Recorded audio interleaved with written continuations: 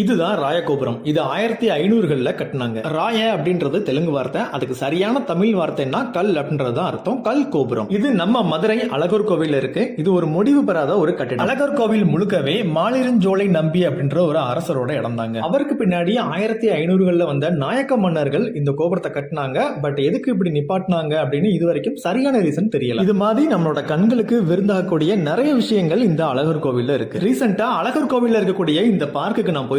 சின்ன பசங்க எல்லாம் விளையாடுறதுக்கு ரொம்பவே இடம் அருமையா பசுமையா இருந்துச்சு. அந்த பார்க்கோட பேரு பெரியாழ்வார் சிறுவர் பூங்கா. என்ட்ரி டிக்கெட்டா 10 ரூபாய் வாங்குறாங்க. பார்க்கோட சைஸ் எல்லாம் ரொம்ப சின்னதுதான், ஆனா எப்பயுமே பசுமையா இருக்கு. நீங்க இந்த பக்கமா வந்தீங்கன்னா கண்டிப்பா இந்த பார்க்ல கொஞ்சம் சாப்பிட்டு பாருங்க உட்காந்து. அப்புறமா சின்ன பிள்ளைங்க எல்லாம் கொஞ்சம் விளையாட வச்சு வேடிக்கை பாருங்க. இந்த அழகர் கோவில்ல மிகப்பெரிய மாற்றங்கள் நடக்குது. சிலம்பாறு நூபுரகங்கையா மாறிடுச்சு. இந்த பார்க்கும் இப்ப பெருசா மாறப்போகுது. மதுரையில ராஜாஜி பூங்காக்கு அப்புறமா இந்த பார்க் தான் பெருசா இருக்க போகுது. சோ மிஸ் பண்ணாம இங்க வந்துட்டு போங்க.